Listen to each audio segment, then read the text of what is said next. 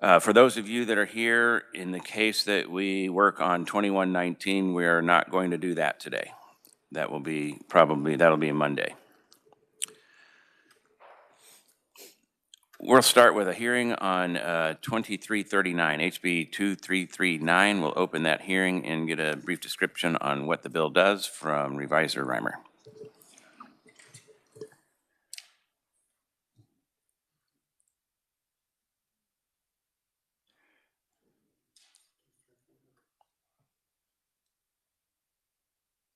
Hmm.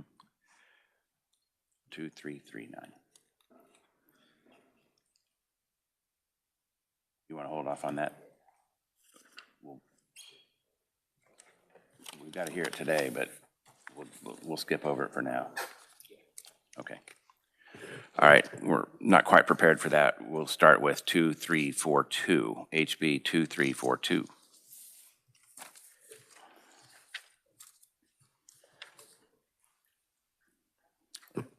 We'll open the hearing on HB 2342 and get a brief description from the Reviser Reimer. Thank you, Chairman, members of the committee. House Bill 2342 provides the Secretary of Commerce with authorization to do criminal history background checks for final applicants for certain sensitive positions and also current employees in those positions. And that's basically what the bill does. There are a couple of definitions, of course, that are very important. One, final applicant, to find on page 1 of the bill. It means an applicant for a sensitive position with the Department of Commerce, whom the Secretary has determined is among a select group of applicants that are the most qualified for the position and to whom the Secretary intends to give final consideration for an offer of such employment. And then sensitive position is also an important definition. That's just underneath that, starting on page 1. It specifically means an employee in the positions of Division Director, Assistant Secretary, Deputy Secretary, IT Manager, and Chief Counsel. Also, grant or loan program manager positions directly involved with accounting or disbursement of funds, and any position determined by the Secretary to involve significant financial management responsibilities, the collection of or maintenance of or access to confidential personal or business information, or a significant risk of fraud or financial liability to the department. The second section just amends the relevant statutory provision pertaining to criminal history checks that directs the Kansas Bureau of Investigation, provides some process with respect to that, those criminal history checks. And if enacted, this bill would become effective, I believe, July 1st, 2025. So again, the authority granted is discretionary. It's may. The Secretary has that authority if this bill would be enacted.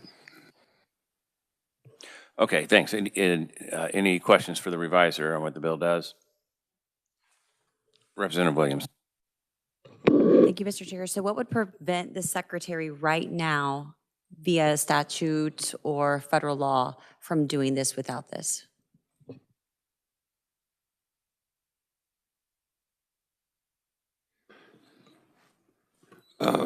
So, Representative, there are specific requirements and provisions with respect to these criminal history record checks. You know, they involve federal, sort of federal requirements as well, and those are very specific. And so, you know, I think it is, you know, if you look at the statutory section that's amended in this bill, you'll see that there are a long list of specific authorizations to various agencies to be able to do this. And so I think, you know, authorization under Kansas law that meets the federal requirements is required for a criminal history record check. Any further questions?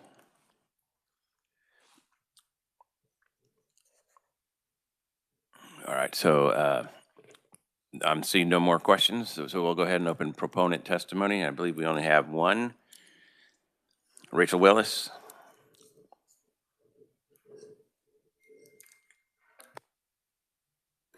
Thank you, Chairman and members of the committee. My name is Rachel Willis. I'm Director of Legislative Affairs for the Department of Commerce.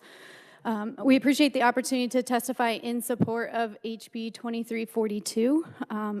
Like it was mentioned, it provides the Secretary of Commerce the authority to conduct national criminal history background checks on very specific applicants that are in the final kind of process in very specific positions.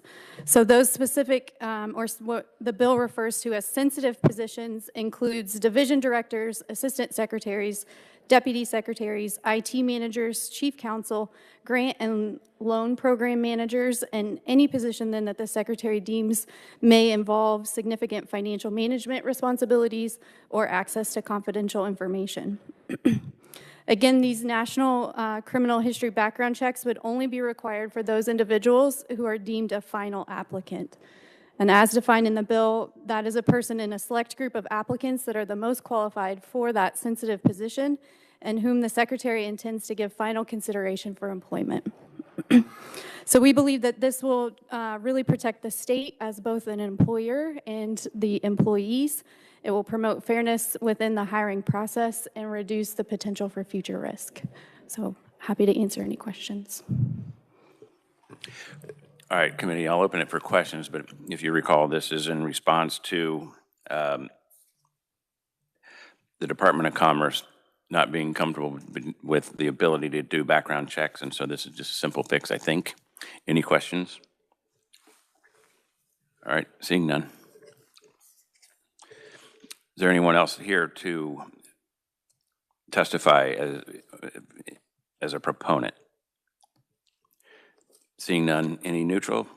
Seeing none, anyone against? Seeing none. All right, we'll close the hearing on HB 2342. Give the reviser a minute to prepare for 2339.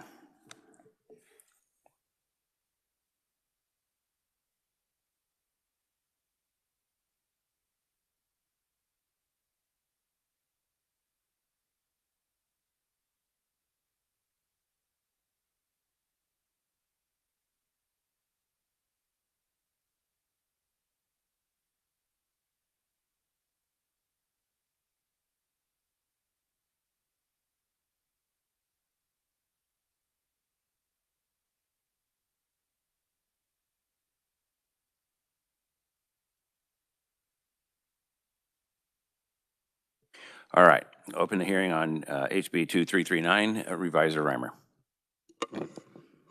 Thank you, Chairman, members of the committee. So HB 2339 pertains to adult care homes, and it provides authorization for setting up child care programs in adult care homes, provides the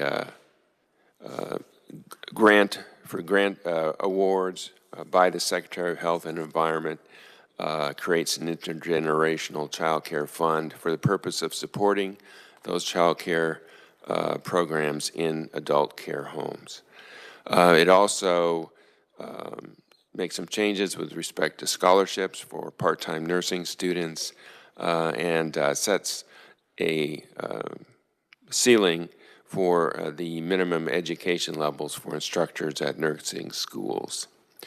So section 1 of the bill is just the definition section, or rather it states in the definition section. The next section just provides the purpose of the program. And again, this is a program that provides financial assistance through grants to adult care homes for the development and operation of child care programs. And this program would be administered by the Secretary of Health and Environment. The Secretary is to select the grant applicants. The The awards commence January 15, 2026. The amount of a grant is limited to $20,000 per recipient per fiscal year, and grants may be awarded in successive fiscal years. The Secretary is granted rule and regulation authority to implement that program. There is again, like I said, there's an intergenerational child care fund that's established that is to be used for the purposes of those grants.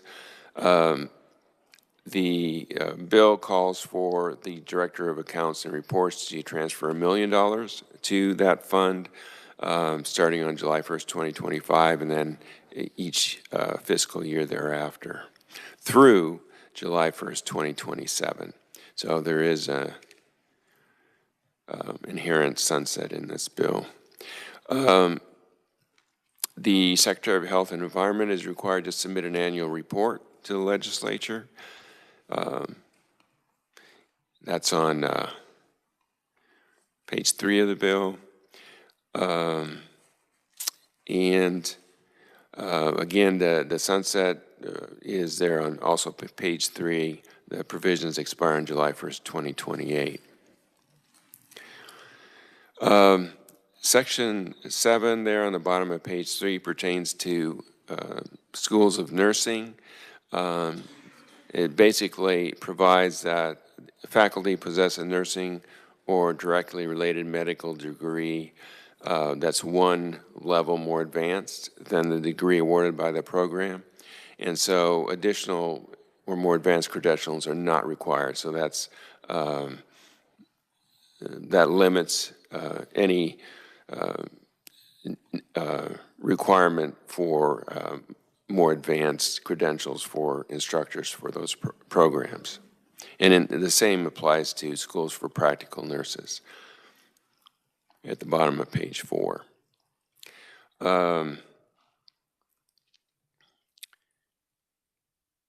The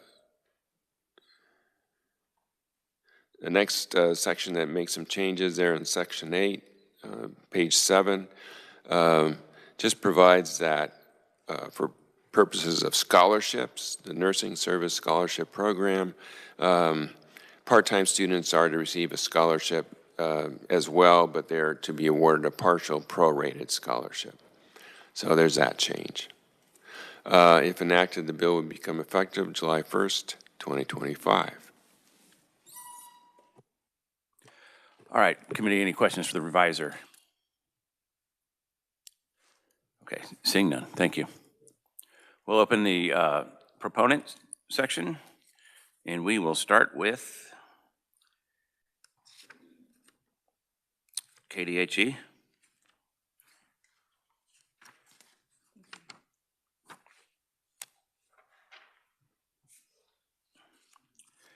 And please, this is Derek, right? Yes. Okay. Yes, sir. Thank you. Thank you, Mr. Chair. Thank you, Mr. Chair and committee. Thank you for having me. My name is Derek Flerlog. I'm the Bureau Director for Family Health at the Kansas Department of Health and Environment. I oversee several different programs within our bureau, but child care licensing is one of them. I should also mention that I'm a former long-term care director and am currently part of the state's collaborative efforts across many different agencies to create an age-friendly Kansas. Really here to speak to you today. I'm a proponent for this bill. The agency is a proponent for this bill. The concept of intergenerational care is the piece that hits home for us. It's a model of care that not only supports families across the lifespan, but it does offer, I think, some economic benefits and opportunities for long-term care owners and operators, creates sustainable jobs, and more. As you all heard, as outlined in House Bill 2339, it creates a new grant program at KDHE to provide financial assistance through grants to adult care homes for the development and operation of child care programs. And of course, grant programs really nothing new to KDHE. In fact, within just my bureau itself, we operate several different grant programs, includes our Title V Maternal Child Health Block Grant.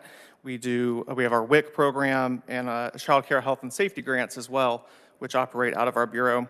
And we are in the early stages of rolling out a new child care community grant concept called Child Care Zones. So very excited about some of that. The existing infrastructure for grant applications, the design of that, it all currently exists within the agency. So not concerned about what that would take. And we do very strongly believe in a model called aid to local, which I think this represents as well. I do want to mention over the last several years, we've really worked closely with other state agencies to promote this idea of intergenerational care. We have a memorandum of understanding with the Kansas Department for Aging and Disability Services that makes this a concept that already occurs across the state. So in a very simple way, what we're able to do is work with KDADs. They're able to say, okay, this portion of the facility not licensed by us, KDHE, it's yours for childcare purposes. We can kind of come in and work with the owner-operator on that. We've promoted this idea in many different public ways. We had a session at the 2023 Kansas Healthcare Association annual conference. We actually did a co-presentation alongside Clint Arndt. Clint is an owner and operator for Sunflower Care Homes, and he has an intergenerational operating component as well. And I've also had the pleasure of visiting other intergenerational facilities. There's one in Alma called Heritage Home, and it's owned and operated by Aaron Steele.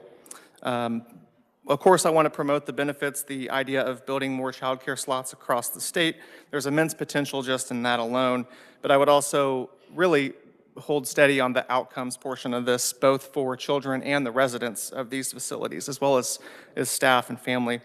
I think whether you talk to Clint or Aaron or other owner-operators who do this, what you're most likely to hear about are those interactions between child and resident.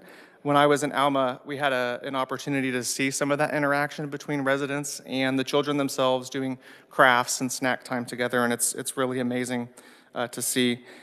And I've also heard from specific owner-operators of the facilities that they actually utilize the child care operation in different ways for their communities and their staff. So, for example, some communities, or I should say some facilities, actually will pay for almost all of the child care costs for their staff, and they utilize that more as a benefit. It becomes a recruiting and retention tool, and that's also a positive when we're talking about combating staffing shortages, which is especially true for many of our aging facilities across the state, and really most notably in our rural and frontier counties across Kansas. So while promotion of the concept's been strong the last couple of years, we do often hear about, obviously, financial barriers to make this possible. There often needs to be a few changes to meet the needs for children or to maximize space to open to licensed childcare operation, and again, especially true in our rural and frontier communities. So in summary, KDHE views this bill favorably, sees it as a benefit to addressing childcare needs, family needs, healthcare needs across the state. If passed, we would be eager to design and implement this new grant program, and I'd also be happy to share an existing flyer we have on our webpage that we promote this concept with already as well. Appreciate your time and happy to answer questions at the appropriate time. Committee, any questions? Representative Shu.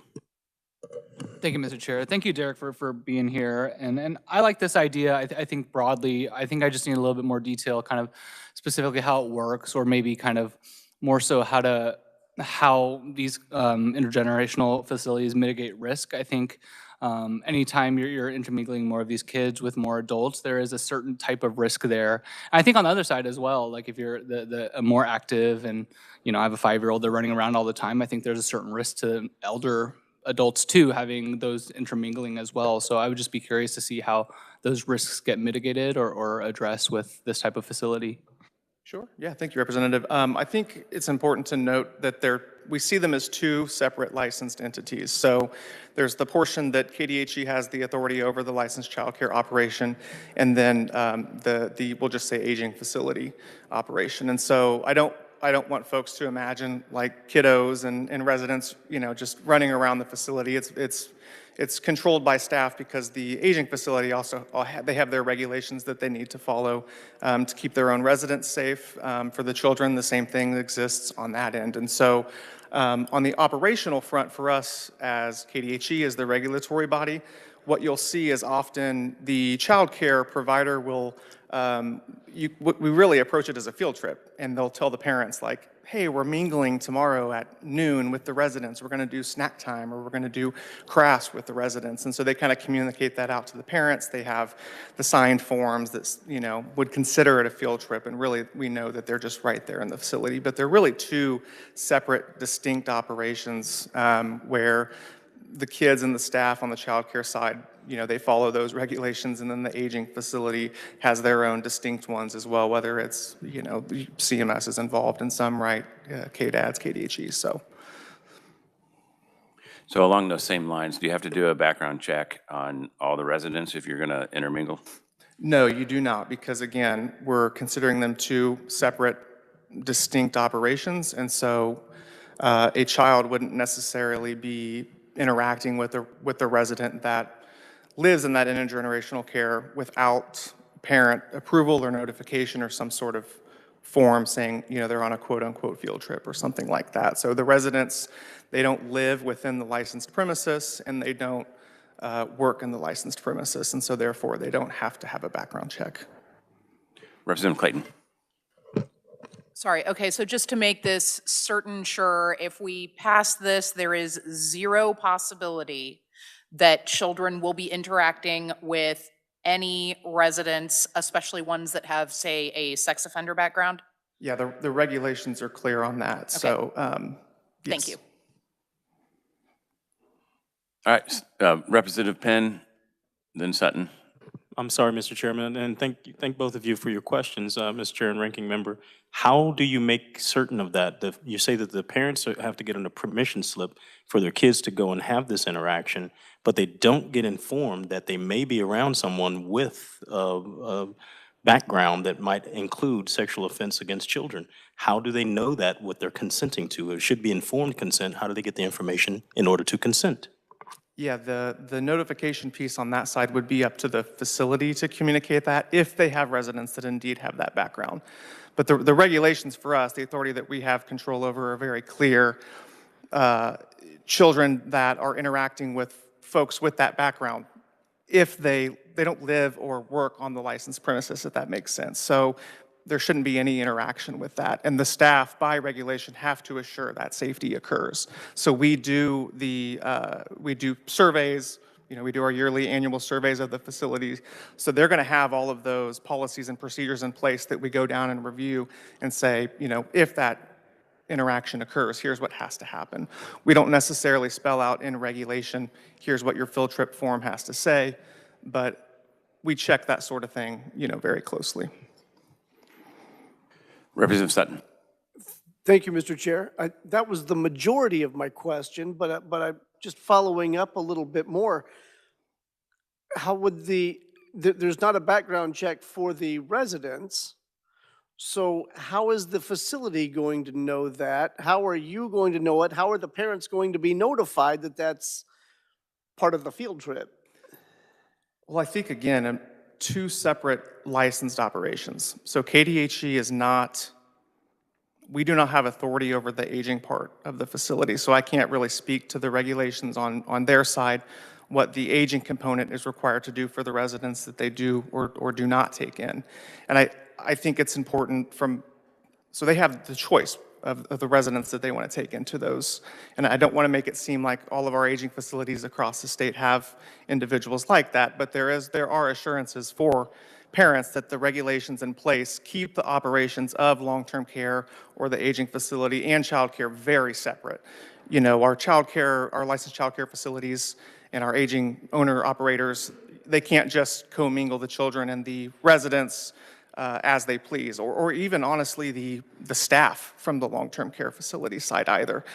The federal rules are very clear that on a licensed premises for childcare, those with unsupervised access to children, all of those people have to have background checks and fingerprints completed.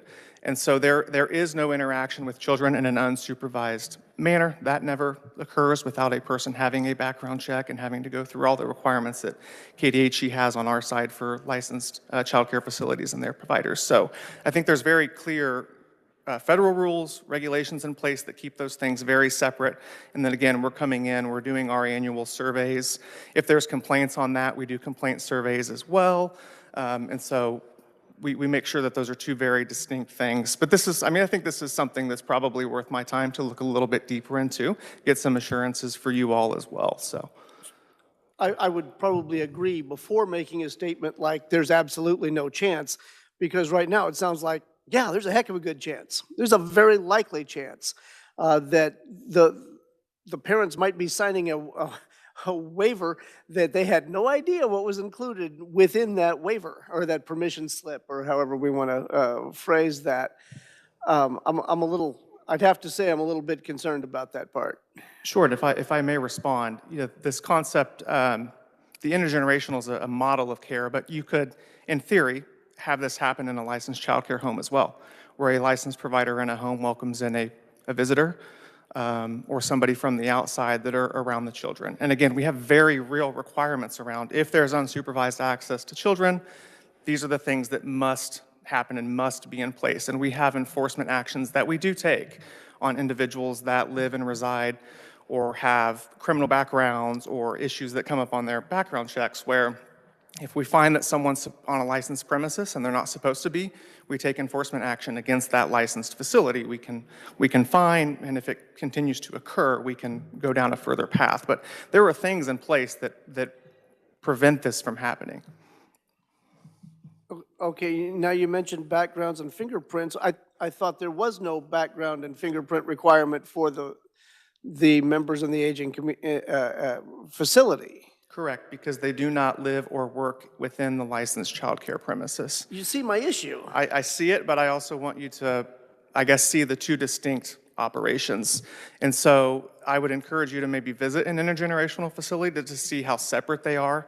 Again, it's not a situation where you have residents and the children, even the child care staff and the long-term care staff intermingling, without approvals in place or anything like that. Like they're not just running around. It's two separate licensed facilities, and so there's barriers that are put up because the children, they can't just run through the facility either. For example, in Alma, there's one wing that functions as the child care center. There's a double door that's closed at all times that has badge access is locked. Folks from the outside can't just get in. So residents who may be mingling the halls or walking the halls with staff, they can't just get into the licensed child care portion, and that's very clear in regulation and on our side as well. Representative King. Thank you, Mr. Chairman. Thank you on this. I just text, we have an intergenerational facility. Actually, one of the proponents, Blue Stem Communities, is in our area, and I just text the CEO. They do background checks on both employees and the residents as well before the residents are allowed in the child care area. So just point of clarification. Thank you. I think that's a great idea. Representative Sutton. Thank you, Mr. Chair. And if that's universal, then I sign off on it enthusiastically. I'd like to make sure that that is universal, however, not just that one facility. All right, I'm seeing no further questions, sir. Thank you for being here. Move on to the next oral presenter, Leading Age. Kylie Childs, welcome to Commerce. Good afternoon, Chairman Tarwater and members of the committee. My name is Kylie Childs. I'm the Director of Government Affairs with Leading Age Kansas. We're the state trade association for nonprofit and other mission-driven aging services providers. And thank you for the opportunity to provide proponent testimony on HB 2339. So it's no secret that we're facing a nursing shortage in Kansas as well as across the country. And that nursing shortage has led our association to work with our members and to identify ways to address those gaps as well as bottlenecking that may be impacting our workforce pipeline. And we believe the three main components of this bill can aim to address some of those concerns. As with many adults, childcare availability and cost can become a barrier to entering or remaining in the workforce. And some of our adult care home facilities have aimed to address these challenges by opening a childcare facility on their campus, which can alleviate not only challenges for them to recruit and retain staff, but also offers a crucially needed service for their general community as well. However, not all of our providers have the resources to be able to do modifications to their buildings, to meet licensing regulations for childcare or other startup costs to do so. So not only would this fund address a needed service and a barrier to the Kansas workforce, but it also allows for engagement between generations, which have their own benefits and really we feel allows us to play a long game of recruitment with younger generations. So with that being said, there are two amendments that we would like to address on page 2 in lines 1 through 4. In that first sentence where it says assist newly licensed adult care homes, it should just be assist licensed adult care homes. The intent for that sentence was to be for any adult care home who wants to establish child care services.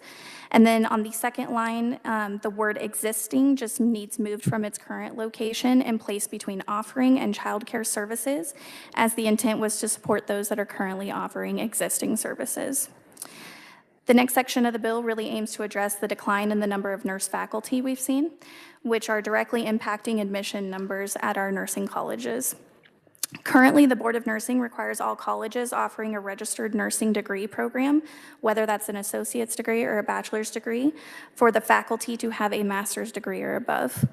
This makes recruitment hard for colleges, especially community colleges, as once a nurse earns their master's degree, they can make more working in the field. So from our understanding, this change will not impact accreditation for community colleges through the Accreditation Commission for Education on Nursing, or ASIN, as those standards defer back to the colleges and the Kansas Board of Nursing standards. So if that change happens here, it would change for the Kansas Board of Nursing as well.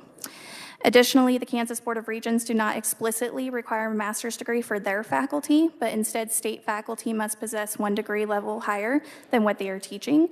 So we feel this streamlines and makes things more efficient and standard across the board for colleges and programs. For us to address our pipeline and bring more students through these programs to work in the field, we have to identify a solution that first addresses our faculty shortage. And we believe this is one way to do so, and 5 other states, including Missouri, are already operating under these requirements.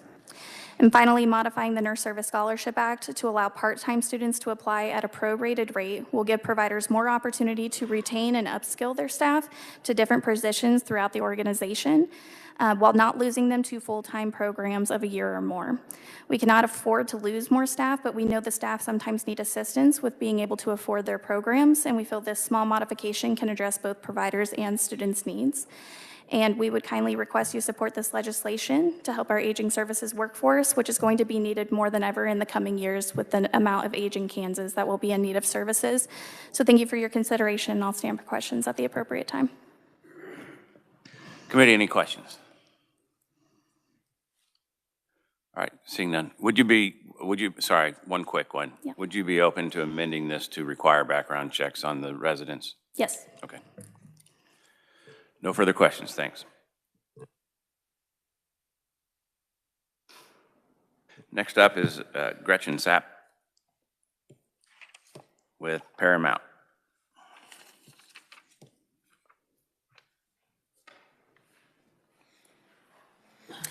Thank you, Chairman and Committee.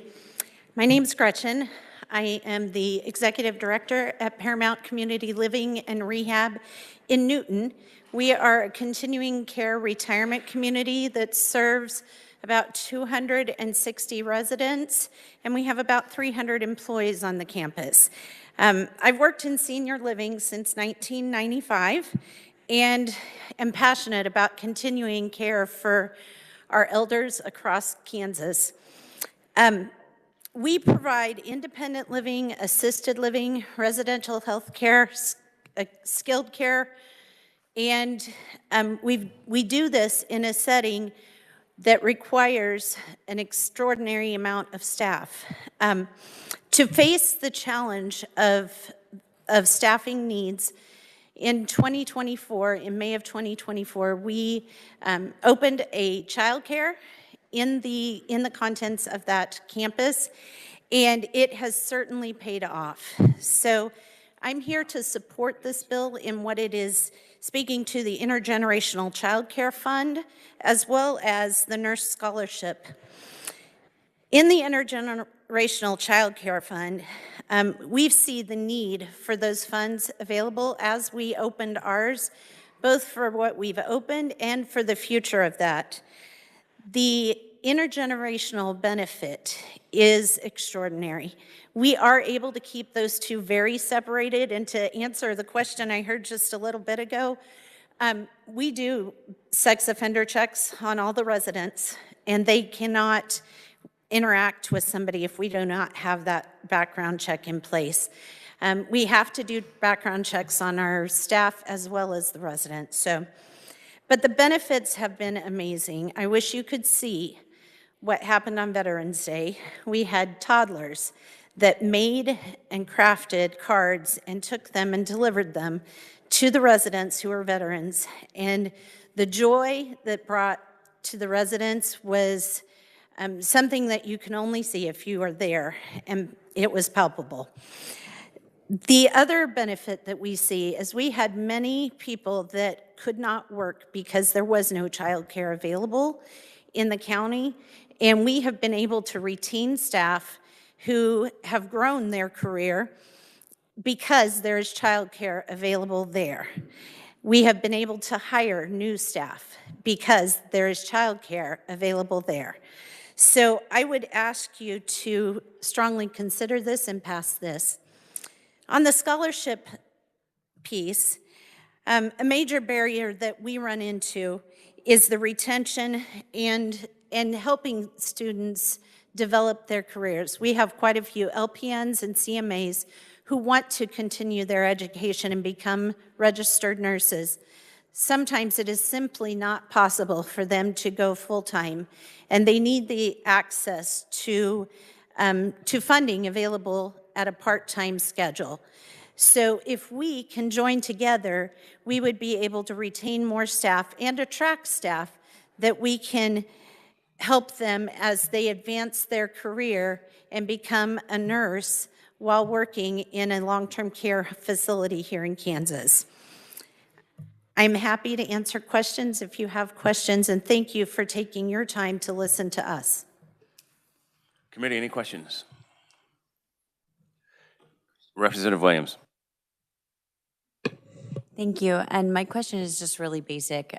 Do your employees, do they pay for the childcare? So there's a portion of it that is underwritten by the facility and a portion that they pay. Right, thank you. So if you're already doing this, what's the purpose of the bill? Just to fund it, just to provide some funding? So there's we'd like to see an expansion in our daycare. We are close to the capacity that we were able to start with, and we're only 6 months in. And we would like to be able to expand that further, and there are resources needed to do that. Minor adjustments to the buildings have to happen, as well as the other component of advertising more so that we can make sure that people are aware of this option. All right, seeing no further questions, thank you very much. Thank you. Are there any other oral proponents here to testify? All right, seeing none. Committee, there are several written testimonies, proponents. I'm not seeing anybody for neutral or opponent. Are there any opponents here that wish to testify? All right, seeing none. We'll go ahead and close the hearing.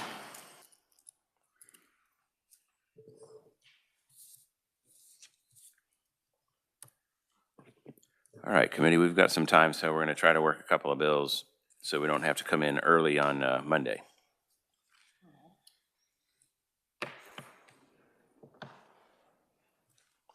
Representative Penn. Mr. Chairman, I apologize. I know that you've closed it, but a question did come to mind. Might I be able to ask it while we have the folk here? It was dealing with their scholarship. Thank you, Mr. Chairman. I appreciate that. And I'm not sure who to ask it of, but I was looking through the testimony and I saw the piece in here talking about the nurse service scholarship for part-time students. I was curious about that and if there was tied to that, your question generated in my mind. If we're going to provide state funding to amp this up, is there a utilization tour or anything like that associated with this particular funding? Anyone want to answer that?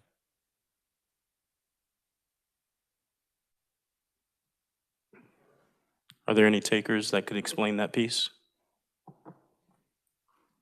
Thank you for coming back up. Kylie Childs, Director of Government Affairs with Leading Age Question. And to answer your question, you're asking about a utilization tool. I think in the fiscal note from the Board of Regents, they did say it's being underutilized right now for full-time students. So I don't know what that impact would look like once we switch to part-time. Yes, I'm sorry, ma'am. What my question was is, in exchange for the state funding, does the state get to put these people in positions throughout the state to provide this extra child care, rather? to provide the childcare for the nurse service scholarship, it's a tied-in that they have to continue working in the state at a facility, yes. Okay, thank you. Thank you, Mr. Chairman. Thanks for that clarification. All right, now we're going to close the hearing. Is that okay with you, Representative Penn?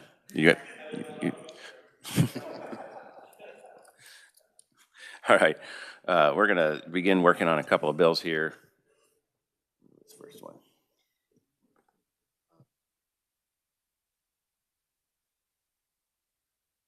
We're going to draw your attention to HB 2340, and we'll get a description of what the bill does from the reviser, Reviser Reimer. Thank you, Chairman, members of the committee. Committee will recall that House Bill 2340 concerns the responsibility for hazardous materials, specifically pesticides, the liability for remediation of cleanup for those pesticides with respect to some specified property that's set forth on page 2 of the bill. And that property is in Johnson County. It's previously owned by U.S. Army.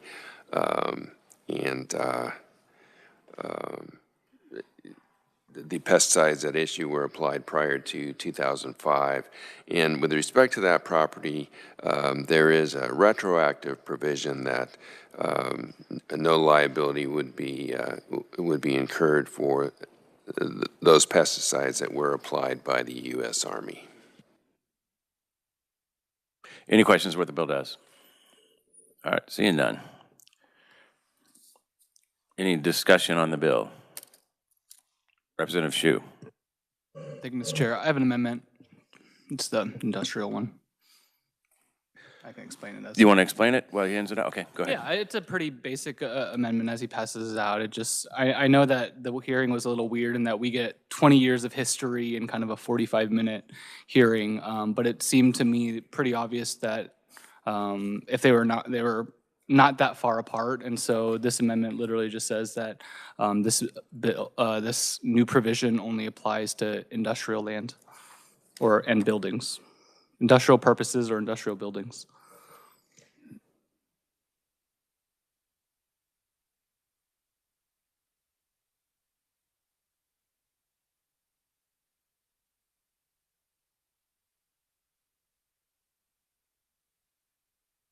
Any discussion on the amendment, Representative Sutton?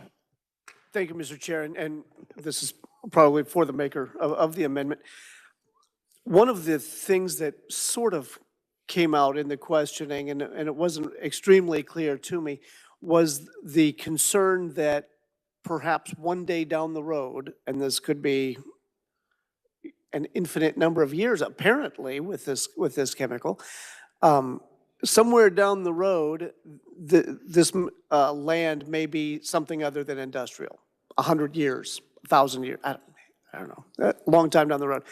Would your amendment then be null and void because now it's residential, or what is it you have in mind here? How is this going to work? Representative Shu.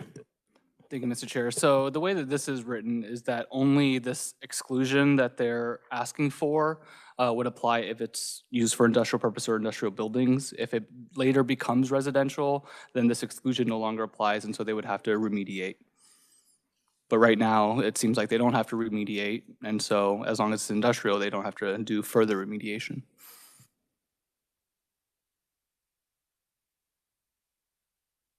Representative Williams.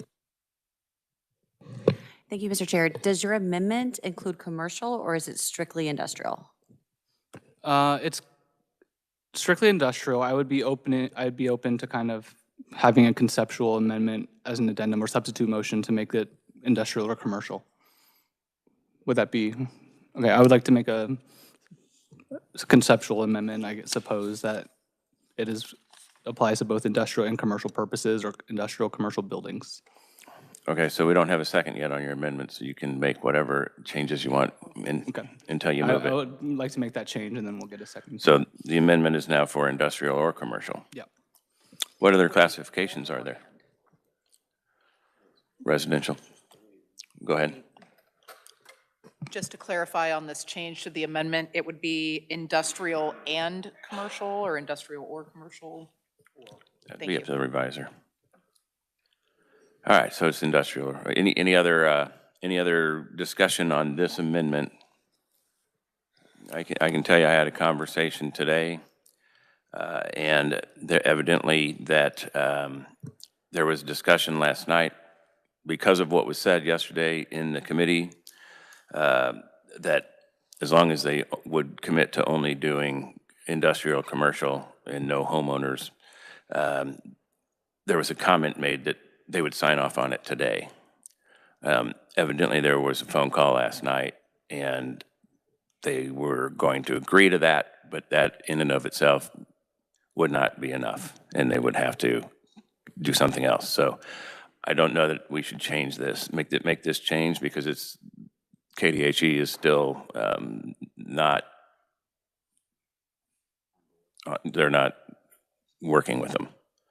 I'd rather leave it the way it is, pass this thing out, and get them to the table to form that agreement on their own before we pass it across the floor. So, any further discussion? All right, seeing none, we need a second on your amendment. Representative Clayton? Move my amendment. Okay, committee, you've heard the amendment.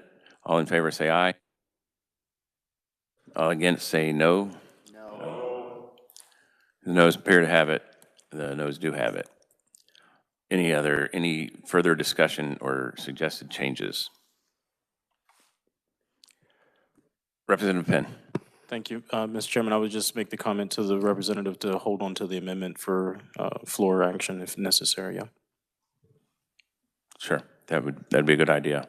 But hopefully we won't have to run it across the floor. Hopefully these minds can come together and figure this out. All right, seeing no further discussion with a motion to pass this out, Ranking Member Turk, or sorry, Vice Chair Turk. I'm going to be, for the record, never mind. I find myself highly unmotivated to say what I was about to say. Tread lightly.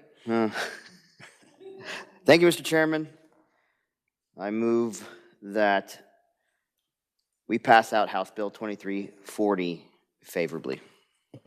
You need a second? Second by Representative Kessler.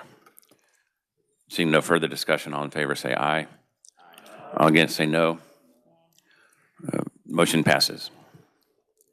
Okay, moving on to another bill. Stand by.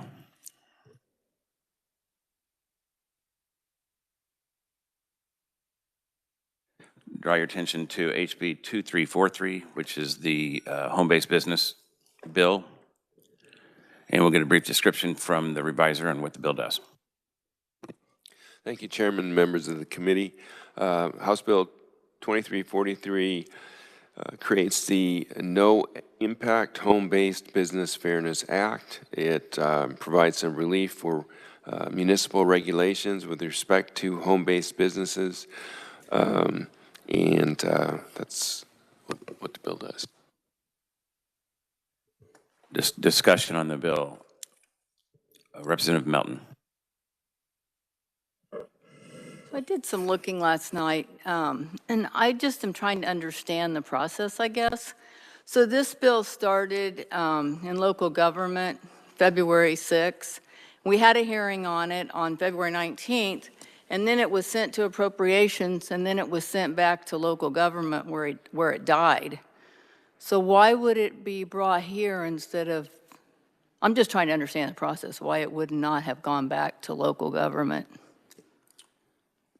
I'm not familiar. Was that a different session? Pardon me? Was that a different session that happened? I don't know what you're saying. What? Oh, 2024. Okay. I know it's a new session, but, so it just starts over in any committee you want to put it in, I guess? That's up to the speaker's purview to assign it to a committee. And Okay. so once the bill is introduced on the floor, the speaker assigns it to a committee, and he chose Commerce Committee. Okay. And may I make one other statement? You may. Go ahead. Just as a point of clarity, a statement that that was made to me by my colleague regarding my concerns on firearms.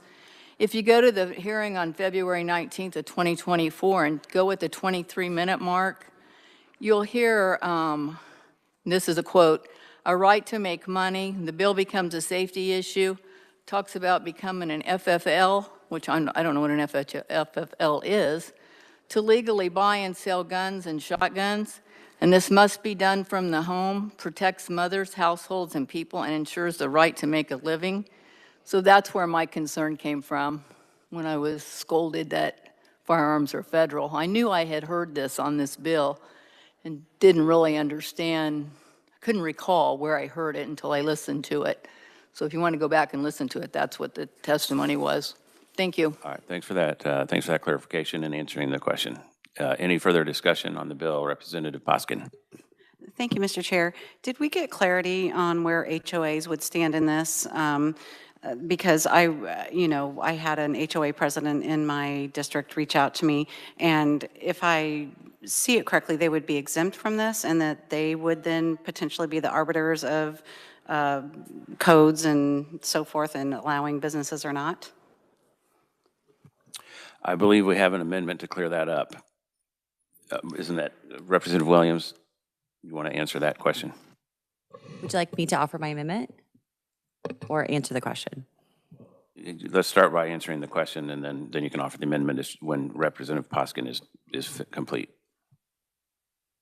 Okay, so in terms of this bill as it is written, HOAs would be superseded by this bill. So if they had any type of requirement that you could not have a home-based business or a home daycare or any of those things, it would be irrelevant. This would supersede it. But my amendment actually does answer that question. Thank you, Mr. Chair. Do you have a follow-up? No? Okay. Representative Christy Williams. Thank you, Mr. Chair. On that note, I have an amendment, and if Charles will pass that out. It is an easy one balloon amendment, and it does address my concerns with HOAs. We struck a careful balance in maintaining the integrity of the intent of the bill while also giving those homeowners that live in a HOA the opportunity to have some backstop. And so if you just look at that addition, everything is status quo except that this permitted use shall not supersede a homeowners association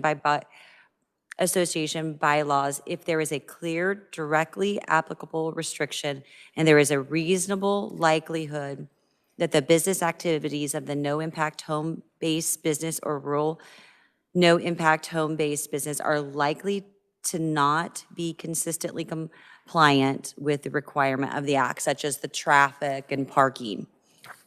And I will stand for questions after there's a second. Committee, any, well, let's do a second. Representative Turk. Any discussion or questions for Representative Williams? Okay, seeing none, you can close your amendment. Thank you, Mr. Chair. I close. All right, committee, you heard the amendment. All in favor say aye. All against say no. Motion passes. Are there any further discussions or changes to this bill? All right, seeing none, with a motion to pass the bill as amended, Vice Chair Turk. Thank you, Mr. Chair.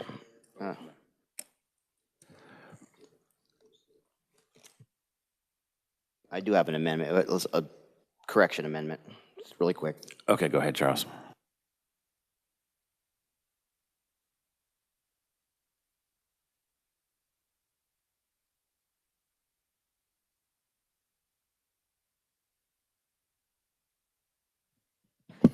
This is a simple amendment that just adds a reference to rural home-based businesses on one line. Page 2, section 40, or line 40. Just adds the rural It's just omitted. Okay, so technical cleanup, drafting air. Representative Penn, seconding the amendment, the change. Any discussion on the change? All right, seeing none, you may close on your amendment. I close. Oh, committee, you heard the amendment. All in favor, say aye. Aye. All against, say no. Motion passes. With seeing no discussion on the bill, with a motion to pass the bill out as amended, Vice Chair Turk. Thank you, Mr. Chair. And just real quickly, FFL stands for Federal Firearms Licensure, federally regulated occupation out of the house. And if you reference that timestamp, you'll notice that it was used as an example for a reason to pass this bill. And with that, I move that we pass out House Bill 2343 favorably, as amended. We need a second. Representative Penn. All right. All in favor of passage, say aye. All against, say no. No. The motion passes, and we have anyone that would like their no vote recorded, please raise your hand. Melton, Poskin.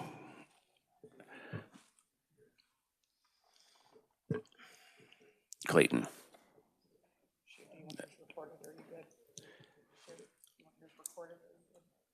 Okay, those three.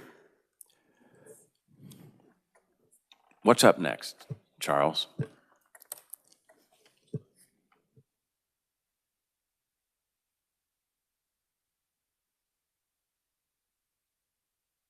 Okay. 2291, the sandbox bill, and we'll open discussion on that with a brief description of what the bill does. Reviser Reimer.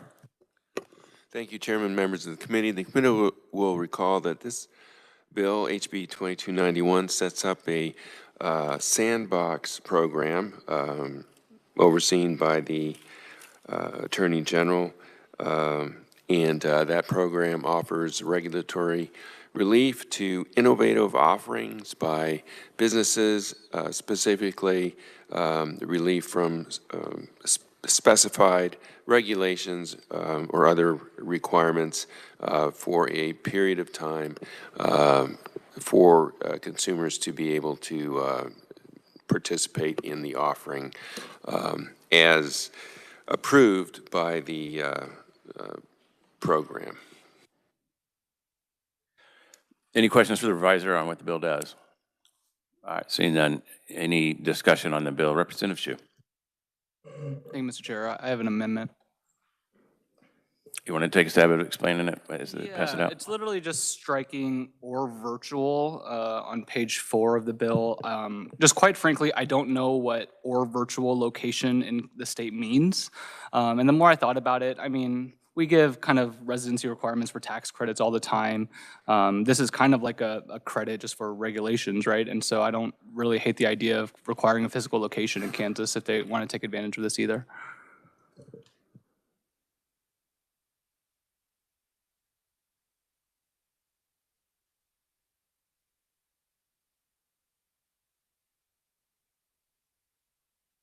All right, committee, any discussion or questions on that? Representative Penn? Thank you, Mr. Chairman. I appreciate the bringer of the amendment, but I would be opposed to it because the line that he's referring to on page 4, line 18, paragraph Bravo says, confirms that the applicant has established a physical or virtual location in the state from where the demonstration of an innovative offering will be developed or performed and where all required words, so forth and so on. The concept is quite simple. You have brick and mortar stores and you have those who are online. So if someone wants to get into the space and they have their particular business that they're an applicant into and it's under review by the sandbox program through the Regulatory Relief Division office, then they would have that opportunity to enter into the program and help us streamline what the regulations should be actually stricken once they identify those for the legislature to do. So that virtual pertains to those that would have an online business where we have plenty of those around the world today. Thank you. Charles, is that how you would read that virtual location as a kind of an online deal? That would, it's of course not defined in the bill, but that would probably be a reasonable interpretation. I guess, maybe the underlying issue is where the servers are, right? Representative Shu. Thank you. And if that's the intent, that's fine. If we just want to open it up to anybody online, I think that's fine. I think the way that it's worded, or virtual location in the state, I just don't know what virtual location in the state means. Or virtual location, period, I think is okay if you want to broaden it to every website, but I think the statutory language is just a little bit confusing. Vice Chair Turk. Thank you, Mr. Chair. As I understand it, this concept, the sandbox concept, comes out of the tech world. I think the virtual reference is very applicable here. We don't want to exclude the industry for which this idea derives. I mean, if anything, we could just simply define it, if that would make it easier. Charles, would the definition make that easier? Or is this sufficient? I feel like this is sufficient. Anybody reading virtual seems to understand what that means. Yeah, I would agree with you that it's a term that, is probably fairly well understood, right? I mean, it's something you could find in a dictionary, I think. Representative Christy Williams. Okay, so a lot of times when we're dealing with online, we say that there's some type of nexus with the state. So that virtual, that online, that if they're going to pay income tax in the state, usually they have to have some type of virtual nexus. And I don't know if that's something that we're looking for, or just leave it as is. Representative Shu. I think that more aligns with my intent, but if the intent of the original bill is for it to be anything online ever, that's also fine. I'm okay withdrawing my amendment just based on discussion here, but if we want to run something on the floor to kind of clarify more what virtual location in the state means, that's fine with me, but I'll go ahead and withdraw my amendment. Okay, there was no second, so you can, it's your purview. All right. Any further discussion? Representative King. Mr. Chair, thank you. I have an amendment. If Charles would pass that out. We have an amendment. Representative, what is your amendment to? It is the changes to the advisory committee. Did we get that? Did we not get that to you? So is that the only thing your amendment does, or are there other things? There's about 5 or 6 things on it. I think you rang a bell there. Okay.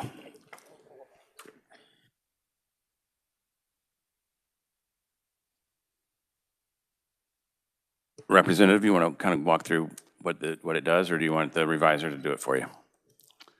Yeah, probably the reviser. There's a number of items on there, so we'll just wait until people get a chance to take a look at it and maybe digest it for a minute or two, as Charles is starting to talk about it then. All right.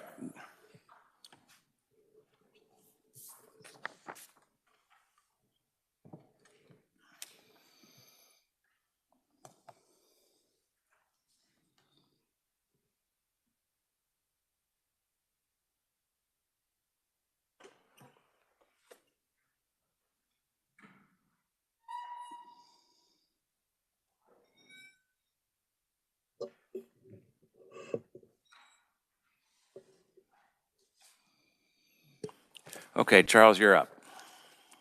Yeah, you can sit down if you want, but if you prefer to stand, you're good.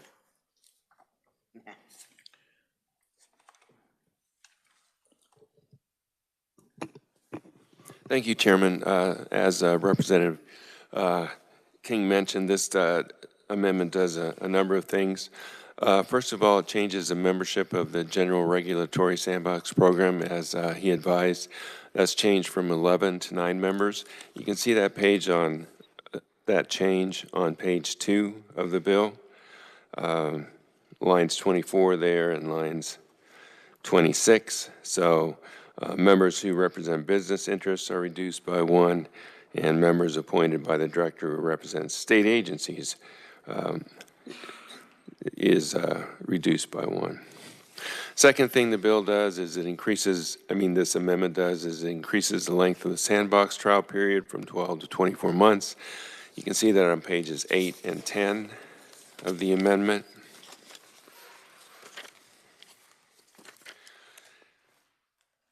So there's a reference to 12 there on line 26 that is stricken and 24 is substituted.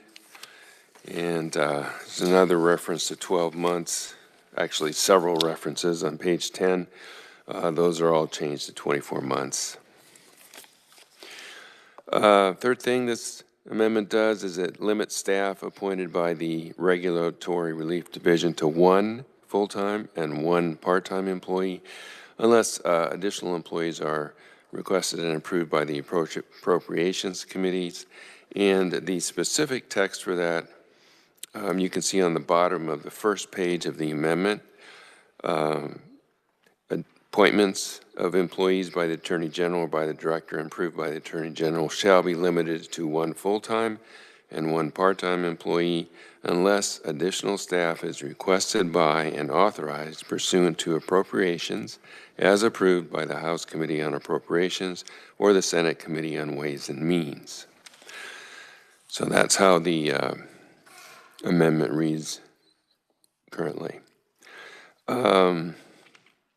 The fourth item that this amendment does is it permits an override of a denial of an agency's, by an agency of an application by a 2/3 vote of the advisory committee. As the committee will recall, one of the provisions of this bill is that agencies have an option to deny a regulation that is final for certain specified reasons. And if you look on page 7, you'll see that that's changed.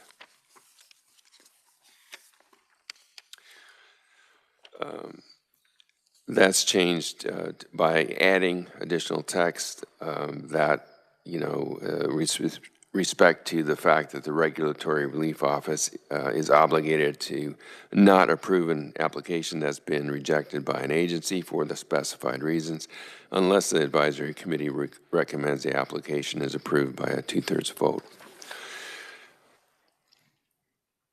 The fifth thing that this amendment does is it excludes the licenses from a waiver or suspension under the Sandbox program. You see that number of places, page 3, 4, 8, and 9. Basically, licenses is stricken, and also other authorization is stricken, just to make clear that, we're not going to be including licenses. However, registrations and certifications are still included in the text. Finally, this amendment requires that notification of acceptance into a sandbox program be provided to the public and any competitors of the applicant, and that's on page 8. You'll see there on line 22, may is changed to shall. And that is what this amendment does. Representative Shu? Thank you, Mr. Chair. Just for kind of clarification's sake, so the previous base bill is they can apply for 1 year plus 1 year extension. This just changes to 2 years plus 1 year extension? That is correct. Thank you. Representative Williams? Thank you, Mr. Chair. And actually, this question is for Charles on the base of it. So the notification, which is in the base bill, is that generally just assumed to be website? They post it on the website? We're not talking about any type of other online notification or newspaper or anything like that? So Representative, right now, the way the language reads on page 8, there, lines 21 through 23, there really isn't any direction as to how the director is to provide that notice. I think it would be reasonable to assume that the website would be a great way to do that, but there isn't any specific direction as to how it is to be provided right now. Thank you. Thank you, Charles. I'm wondering if the maker of the motion might add a little piece on there, because I would hate for there to be a misunderstanding by anybody that, that they might force them or say that they didn't follow the rules because they didn't give proper notice and they used some type of hearing or some other method for notice. You might consider that. Yes, I'd be favorable to adding website Representative King? in there. Yes, I'm sorry. So you're good with that? Yes, I'm good with that. Charles, you understand what that request was? So, Representative, just for clarification, so we're going to be adding on page 8 at line 23, provide notice of the approval to competitors of the applicant and to the public on I guess it would be the Attorney General's website. Representative Williams. Thank you, Mr. Chair. I would say the Attorney General, or you could say the associated website. I don't know if they will have a separate website or if it'd just be a different landing page. I assume it's probably a different landing page. I don't know that for sure. So I'm wondering if you could put something more generic that just gives them the freedom. All right, and that change is acceptable with you? Okay. Yes, it is. Representative Penn? Thank you, Mr. Chairman, and I agree with that. Going back to the base bill, as she stated on that line, it looks like they were saying that the director may provide, so we changed that to the shall to make sure that there wasn't any issues with competition. And I would suggest that we put in provide digital notice because if it's left open for once that regulatory relief division is stood up and that program is stood up, they may do it through the AG's page or through their landing page. They can push it out via email or they can push it on the website. Yep, digital might be just a good way to fix it. Yeah, well, I think we've got it figured out. I mean, we just don't want them to have to do a mass mailing, so, yeah. All right, Representative Clayton. Thank you. And committee and to the carrier, the amendment, just in full disclosure, I wanted to tell you all that I was going to bring a separate amendment that would, if you notice, the committee doesn't have a single member of the minority party on there, and the amendment that I would have requested would have been on page 2, line 31, insert a new section E, and all that would say is one member of the House as appointed by the House Minority Leader. This would not sway any of the makeup of the committee. It's just going to make it look a little bit more bipartisan and above board. You guys would still have majority, but just to put like add Democrat on there. More House members. Yeah, and more House members. Note that I did not allow an appointment for a Senate Democrat very specifically. So I would like you to consider that change. So just in the effort of Team House, thoughts? I considered it, and I would not be in favor of that. I would leave it like this. Why not? So I think just leave it at the discretion of how it's written. So, Okay. Representative Clayton. So you can bring it separately, and we don't have a second on the amendment yet. So, and just for the record, these appointments are not necessarily representatives. They can appoint anyone they'd like. So, any further discussion on this amendment? I need a second on the amendment. Vice Chair Turk is second. Seeing no further discussion, you can close your amendment. Mr. Chairman, I close. All right, committee, you've heard the amendment. All in favor say aye. Aye. All against say no. Motion passes. Representative Clayton. All right. Again, the thing that I just explained, Charles will go ahead and pass that out. But as you look, page 2, line 31, inserting a new section E, and that section reads, one member of the House appointed by the House Minority Leader. So adds additional members of the House, takes away any, any concerns about just a single partisan balance. And I know that the people that are appointed by, by other members are not necessarily supposed to be partisan, but this makes it go down a little bit easier. That's the intent. All right. Any discussion on that amendment?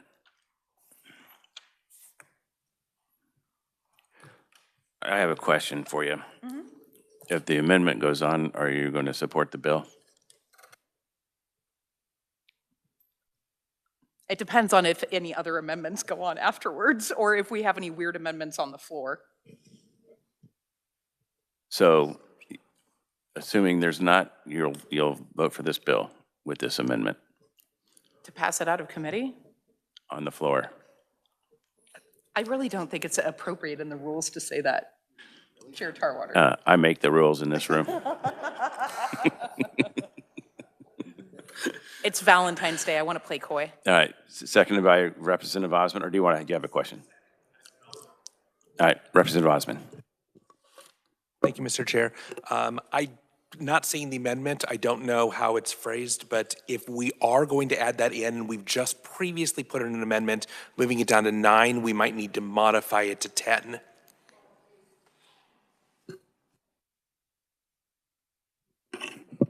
Representative Williams, I think Laura that- Williams. Thank you, Mr. Chair. Well, then I think you want it to be back at 11, so there would be no ties. I would tend to agree with you, but let's see if it goes on, and then maybe we can add like 5 or 6 more people. It'd be great. Thank you, Mr. Chair. All right, Representative, you may close. Close. Committee heard the amendment seconded by Representative Osmond. All in favor say aye. All against say no. No. Noes appear to have it. Noes do have it. Representative Kessler. Thank you, Mr. Chair. I also have an amendment. We pass out the Kessler amendment, please. Representative, what does your amendment do? What does your amendment do? The alcohol one. Did somebody say alcohol?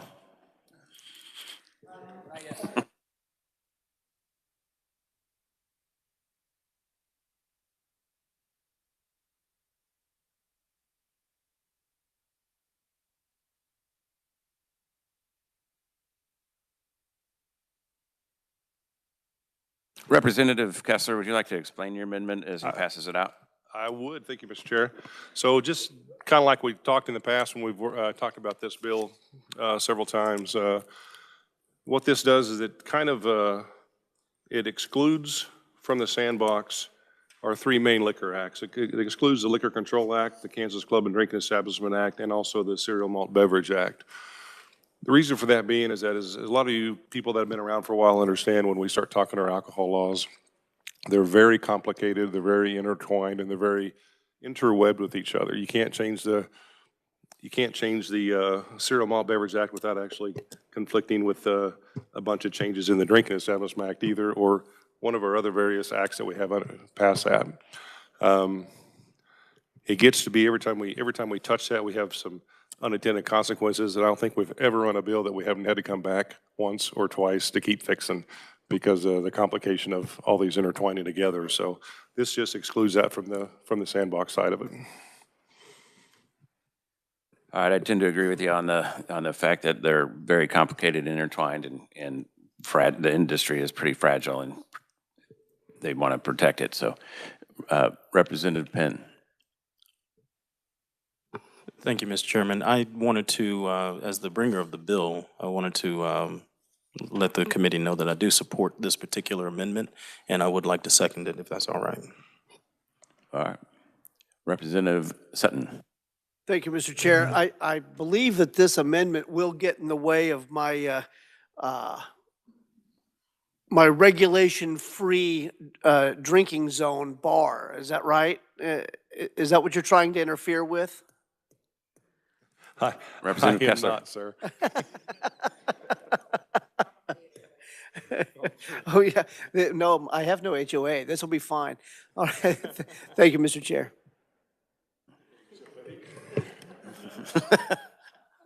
All right. Any further discussion on this? Seeing none, Representative Kessler, you may close on your amendment. Thank you, Mr. Chair.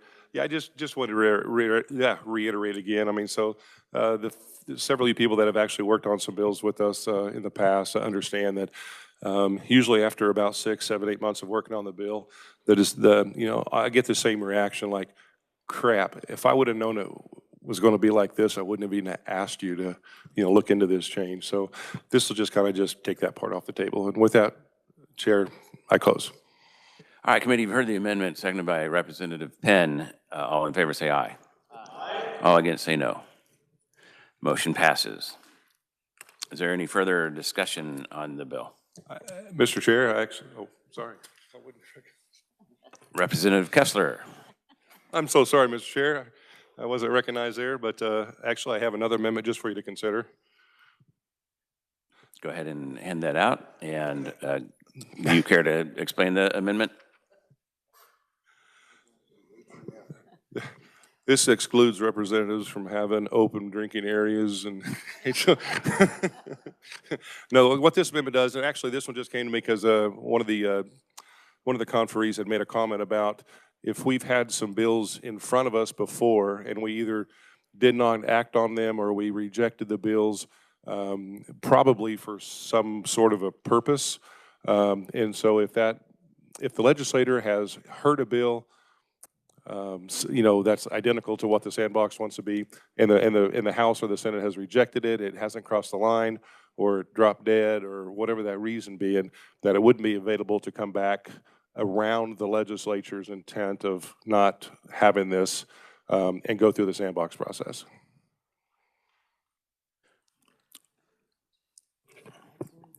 Okay. So it has to do with legislative intent from a regulation that we looked at and declined. I'm sorry, I couldn't hear you. It has to do with legislative intent then on Yeah. a regulation that we may have looked at but declined. Yes, Charles may be able to kind of dig into that just a little bit more, but basically, if the legislature has heard a topic, pick the topic, pick the subject, and the legislature has chosen to not pass that legislation for whatever reason, or has heard that idea and have declined to move forward on that idea, that this would remove it eligible from the sandbox for, I think it's just a 2-year lookout. So if the legislator's heard or has denied, rejected, or has heard and not moved on a subject for the past 2 years, this year and like last year, it wouldn't be available for a sandbox. All right, any questions for Charles, did you have any changes to that? No, I just want to be sure that the current language of the amendment is consistent with Representative Kessler's intent. And, right now it reads, the committee can read it, but it references a committee hearing in either chamber of the legislature and no further action was taken. Representative Williams. Thank you, Mr. Chair. Okay, so would this apply to something like, I'm just going to use a silly example, the sugaring bill? It passed one chamber, it didn't pass, or it did, or was vetoed, is that right? It was vetoed. So my question is, will we know the intent if something doesn't fully pass? Sometimes it's time, sometimes it's one chamber, sometimes it's another, sometimes it's the governor. So how do we know the intent? Because by this writing, I don't think sugaring would be allowed. Well, I think it says legislature, not the executive branch, but on the same hand, Charles might be able to, my intent on it was to, if the legislature has passed or failed on something, it just prevents the sandbox from being organized, going around the legislature's obvious intent of not wanting something. Yeah, Charles, I think it clearly says legislature, so it would, in that case, on that bill that was passed by the legislature, it would still qualify under the sandbox as long as it was approved by the directors. Is that how you kind of read that? So, Chairman, with respect to that, I think the question would be how one would define no further action. So, it's possible that Representative Kessler would want to verbally amend that, or the committee.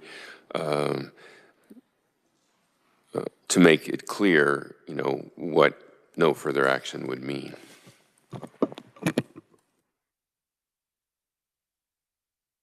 Representative Williams. Thank you, Mr. Chair. So I think that answers that example, but I do think it gets a little fuzzy when you think of one chamber passes something, one chamber doesn't. One chamber may not get to something that is regulatory, and it's not because they, had a strong opinion one way or the other. It just may have ran out of time. I mean, I think there are a lot of ways or reasons something may not make it through. Sometimes it takes years to get something through. It may be a good idea, but it takes years to get it through. And so I'm just not sure how we would know for sure the intent. Thank you, Mr. Chair. I'm okay if you want to kind of like tighten this up a little bit. If you want to say if it has failed the chamber or failed both chambers, I don't care how tight you want to make it. I just didn't want something out there that is obviously going against the intent of the legislature. We can make it tighter. I'm okay with that. I'm completely okay with that. Or we don't have to do this amendment. I just wanted to give you guys something to think about. That's really, I'm not really. This isn't like really high on my list. I just want you guys to, ponder on this if this is something you'd like to put in there. We can make it as tight as you like. Representative Williams. Christy Williams, sorry. Okay, he looked over there at Laura, so I wasn't sure. So you might have well, I like the idea and I understand what the intent is here. And so if we were to make a little friendly change on that, would it suffice to just, instead of saying, and no action was taken, just replace that with failed both chambers or something of that nature? You actually said some language that I thought would be good. Representative Kessler. Yeah, I have no idea what I said.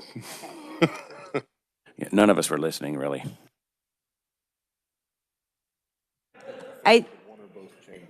Yeah. Representative Christy Williams. Failed one or both chambers. I mean, or it just, if it didn't pass, ultimately, and we don't care, to his point, we're not interested in the veto portion, but if it didn't pass through the legislative process or didn't, and we could maybe just let Charles use his brain wizardry skills and put the right terminology there. Well, if anybody could do it, it's Charles, I'll tell you that. But so it would say something along the lines was voted on by the legislature and did not pass in either chamber. I'm extremely good with that. I just yeah. Yeah. So, Representative Penn. Thank you, Mr. Chairman. And I appreciate the bringer of this particular amendment. I'm trying to read through it, and as I was stating before, for first 2 years I sat on Fed and State, and we heard a number of different types of bills, some of which the last amendment that got on, addressed inside of the alcohol industry, and he was exactly correct, the representative was, that is a complex three-tier system, and there probably needs to be, a little bit of care and concern given to touching those live wires in that space. However, when I look at this particular amendment, as I'm trying to read through on plain understanding, it is a little muddled right now, and I don't know if this is the right time and place without further conversation to actually address it and make sure that it is in keeping with the other amendment, larger amendment that we put on with all those stakeholders as well, give them an opportunity to weigh in on this. I would be open to having those discussions, but I don't think that this particular amendment is good at this particular time. Because as I look at it, and I think through the weed argument, right, that left out of the House and then to the Senate, and I don't know if it ever came out of the Senate. So this would be applicable in that space too. Whatever side of the line you come down on that particular topic, I don't know if this would have applicability to that as well. So I think that a little bit more conversation about this particular amendment might be in order, and I appreciate that. Thank you. Okay, any further discussion? Representative Wilcott and then Kessler. Thank you, Mr. Chair. And this is just a question for discussion. I don't know if the carrier, but I was just sitting here thinking on some of the amendments that were brought. Is there a difference, or does this address difference between statutory oversight versus regulatory oversight? I think what you're talking about is kind of a regulatory oversight where we already have statutes in place that say on the alcohol, you can't do this. Where, and I guess my assumption here is this is really more focused on the regulatory side where there's not been a law that specifically prevents something or specifically allows something. This is more to address where agencies have come in and have statute or have regulatory oversight. And it's just open for discussion on, is there a difference between the two? Yeah, there's definitely a difference between the two, and the bill has to do with regulations, but quite often we change regulations by law. We make a statute to override a regulation. Right, so if we were to make a law, or have a law that changed the regulation and we voted on it and it didn't pass, then they couldn't bring that to the sandbox. That's kind of what I'm gathering. Representative Kessler. Thank you, Mr. Chair.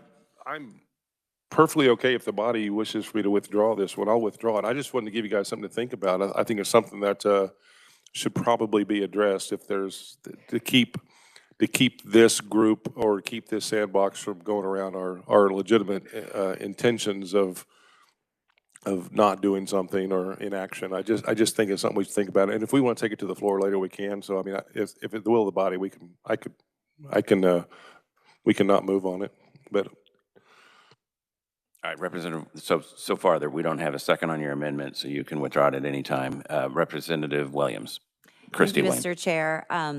I think we could actually solve this very quickly, and it's just an option for the carrier or the writer of the bill. It says, if you look at that, it says the division shall not allow the use of the program for the waiver or suspension of any license, certification, registration, or other authorization or rule and regulation that has been rejected by the legislature within the past 2 years. I think that would fix it. Any other discussion? I think that's a. Oh. You know, I don't know how you run your committee, but in this one, we call on people. Representative Kessler. In my committee, I get to talk when I want. I'm awful sorry, Mr. Chair. I like that. I mean, I think that actually puts it pretty, kind of really tightens it up. If that idea has been rejected, I think that's probably pretty good language. Thank you for that, Representative. Seconded by Representative Christy Williams. Okay. Any further discussion on this amendment? Representative Penn. Again, I'm a little unsure of I understand the language, and I appreciate that clarification of the language and the succinctness of it. Where my lack of understanding is, and I would like the opportunity, is to take this back, since this is my first time seeing it, to some of those key stakeholders that we worked hard to get on with that last amendment and make sure it doesn't blow anything else up. And I would like to have that opportunity. And if everything is simpatico, I would definitely be supportive on the floor. Thank you. Any further discussion?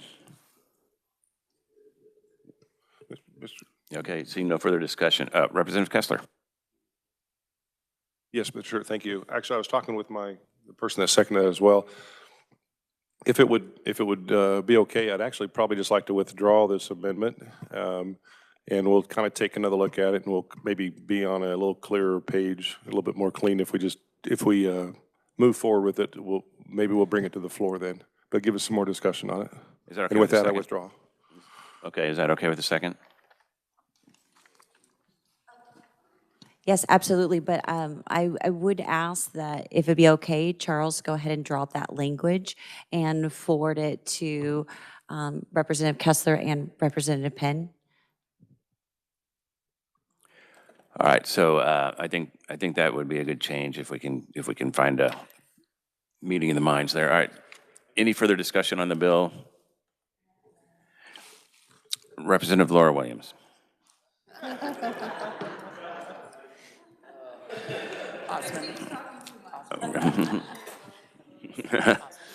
Representative Osmond.